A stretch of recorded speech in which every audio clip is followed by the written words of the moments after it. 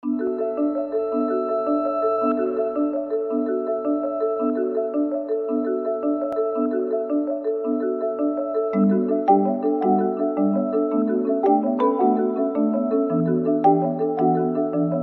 healthy, being active, and being together.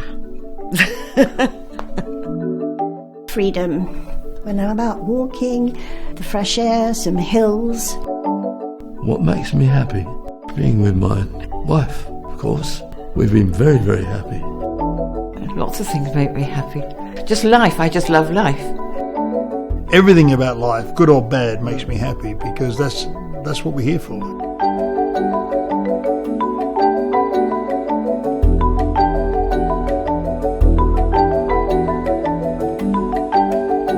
I love watching cricket. That's my main love in life, is watching cricket. And when my husband was alive, we used to go, when the Ashes were on, we used to go around the country to each venue.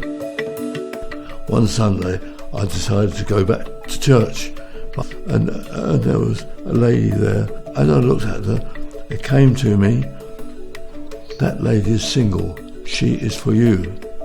And I just happened to see one of my next door neighbours. She said to Christine, he's fallen madly in love with you. And she said to him, tell him to clear off.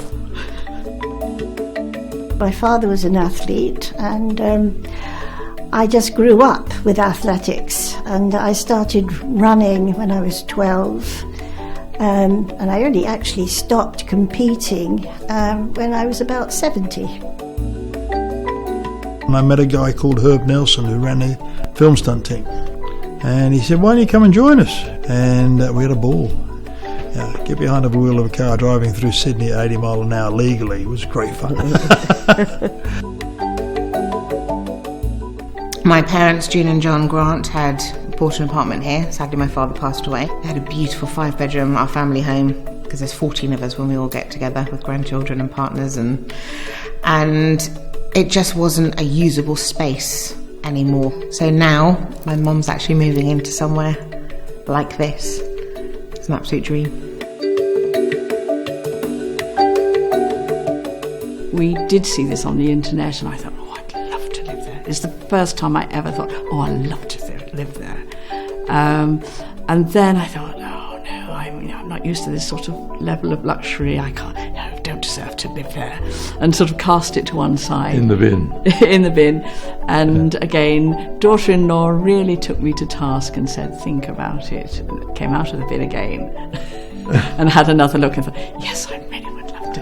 Yes, we would love to live there. Yes. And that's how it all started.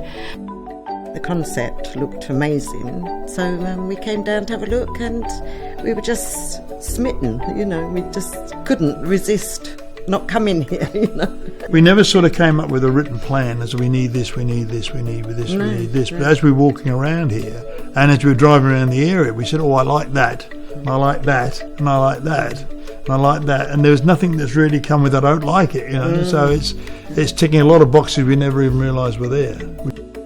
I just like to go out of the door and just see fields and trees and stuff like that. I just like the open countryside, really. There's everything here that as I get older and weaker, everything's laid on, and if I need healthcare, it's here, so I don't need to move anywhere else, which is a great thing to me. I don't want to keep, and I don't like the idea of what I call an old people's home, all sitting around, and that's not my cup of tea. So I can stay in my home and everything can be done here. There is someone here 24 hours a day, and so for us as children, that's fantastic. You can't ask for anything more, and it's luxurious. And she deserves it. She's 80.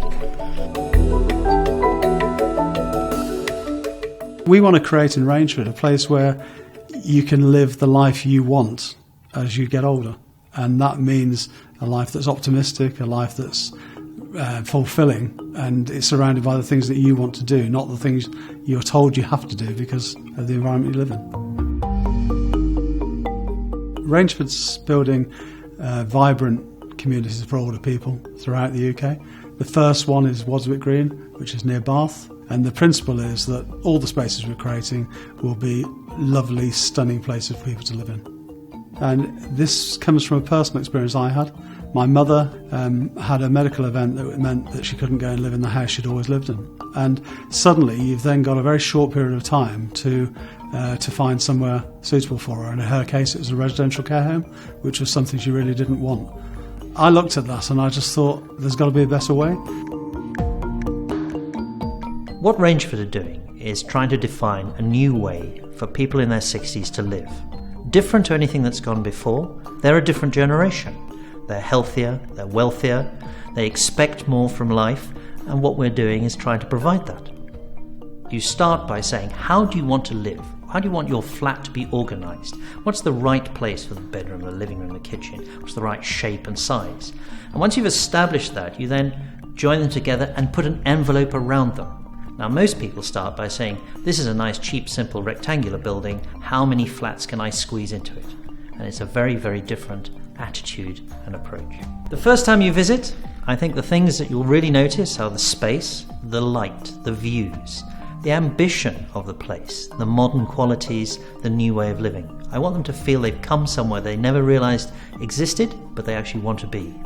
The more I heard about the project, the more, in love with it I fell, and the bug bit, and I was, hooked.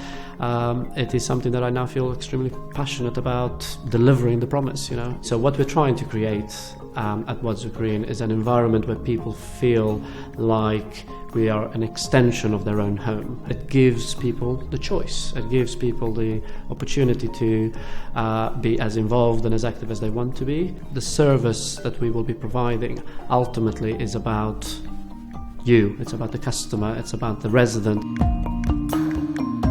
I mean, the relationships that are formed, between the care department and homeowners and clients are really, really amazing ones. And of course, it just becomes almost like family. The key thing for us as the care department is making sure, number one, that it's totally bespoke, it's totally tailored for the individual, but also it's very discreet. I couldn't be prouder to say that I am a part of this team, as corny as that may sound, but I genuinely am. I can't wait to phone up and say, Mum, I'm going to pop over tomorrow, and for her to say, oh no, I'm with Sheila, I'm with Marilyn, we're popping out, we've got afternoon tea, and I will be, job done. That is perfect, that is what I want. I want to phone up and for her to be busy. So I'm entering a new phase now, you see, and I'm going to learn new hobbies and do different things. It sounds a bit sort of highfalutin, but I had thought I might like to try and write a sort of book.